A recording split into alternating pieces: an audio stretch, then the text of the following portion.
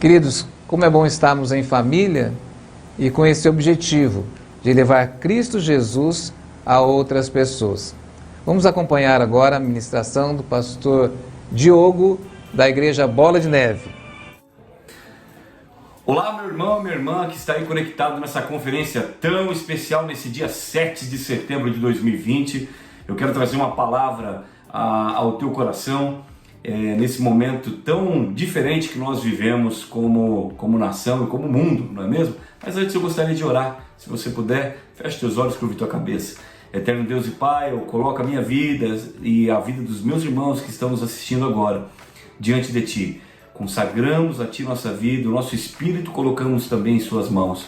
Que o Senhor possa nos arrebatar, que o Senhor possa nos resgatar e que nós possamos viver segundo a Tua vontade, o Teu propósito. Abençoa-nos, Senhor, em nome de Jesus. Amém. Queridos, a Bíblia diz em Romanos 12, versículo 11, eu quero ler com vocês. Na verdade, toda correção no presente não parece ser de alegria, senão de tristeza, mas depois produz um fruto pacífico de justiça nos exercitados por ela. Se nós tivéssemos a capacidade de conceber o porvir, né, saber o que vai acontecer depois, a vida seria muito mais fácil. Talvez não seria tão prazerosa, não é mesmo?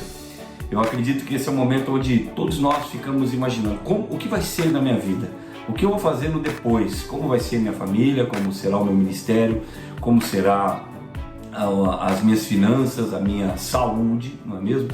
E esse texto de Hebreus, ele afirma que no momento, né, no olho do furacão, no meio de uma correção, no meio de uma crise, nós aparentemente achamos que aquilo é para nos ferir, mas que depois que não dá alegria, que não tem alegria, mas que depois, né, será por aqueles que foram exercitados por ela, será uma bênção.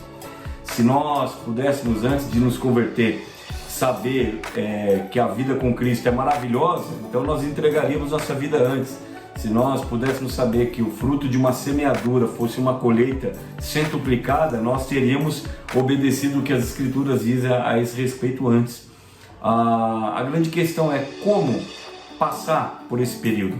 A Bíblia conta que certa vez Jesus, após realizar um milagre, um homem que tinha problemas nas mãos, Jesus realiza esse milagre. No exato momento que ele faz o milagre, muitos ficam maravilhados, mas outros começaram a tramar um plano a fim de prejudicar Jesus. E é interessante que quando nós analisamos aquele contexto, um milagre acontecendo e ao mesmo tempo pessoas atacando, a gente pode trazer o inimigo se levantando. Jesus não fica ali nem para ser exaltado naquele momento, para celebrar aquilo ali, e nem para se defender. Ele sai de cena. A Bíblia diz que Jesus se retirou ao monte a fim de orar. E ele orou durante uma noite toda. E quando ele sai desse monte, ele sai com o nome dos 12 que seriam designados para o ministério.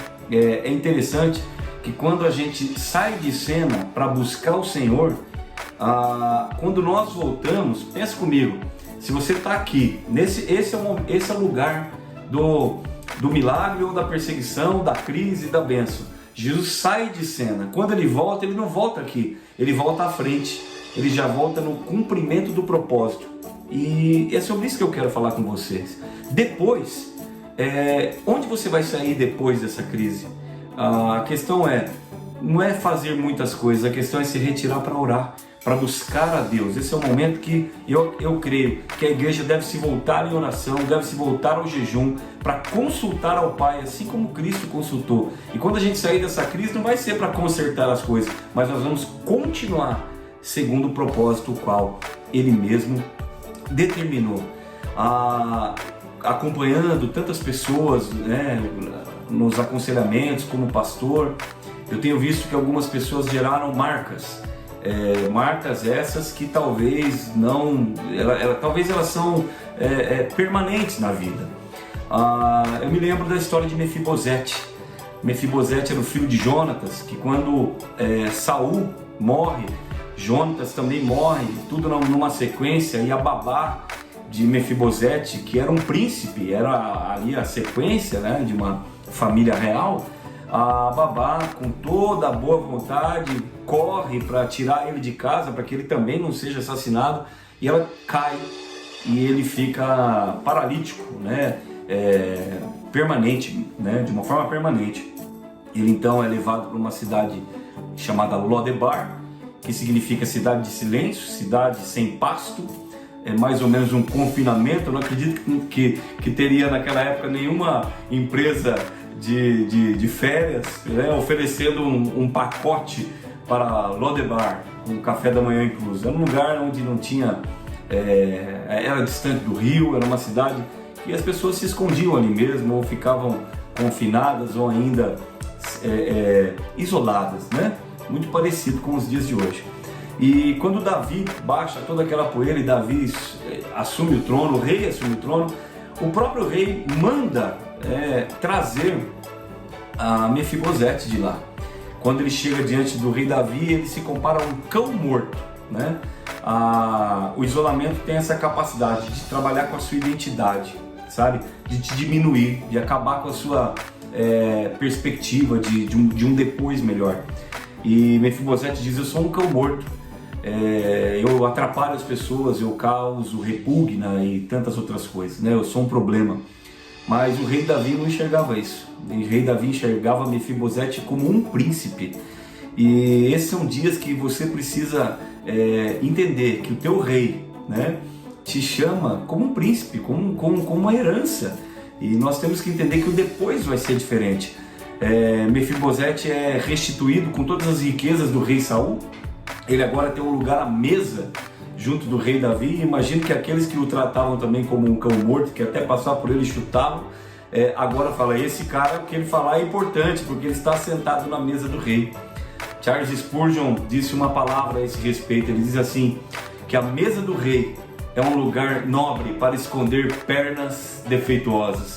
Sabe, meu irmão e minha irmã, esse é o momento de você se assentar à mesa de novo, através do jejum, da oração, da comunhão com Deus, como diz o texto de Hebreus que eu li agora há pouco. Ele continua dizendo: levantai as mãos fracas e os joelhos que estão fracos também. Volte a adorar, volte a buscar a Deus, que você, mesmo que tenha sofrido traumas, o Senhor te chama hoje como um príncipe, como uma princesa, como alguém que depois vai trocar essa cruz de agora por uma coroa. O cristão tem que ter isso como base.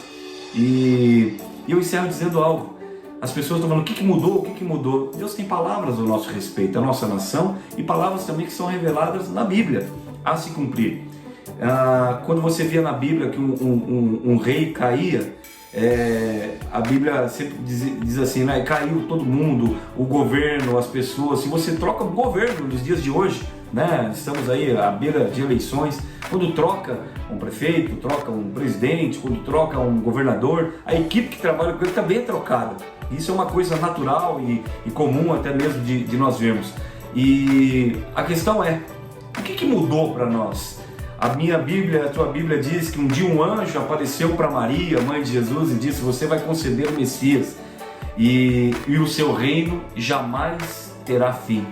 Desde que ele começou a reinar, o reino dele não terá fim.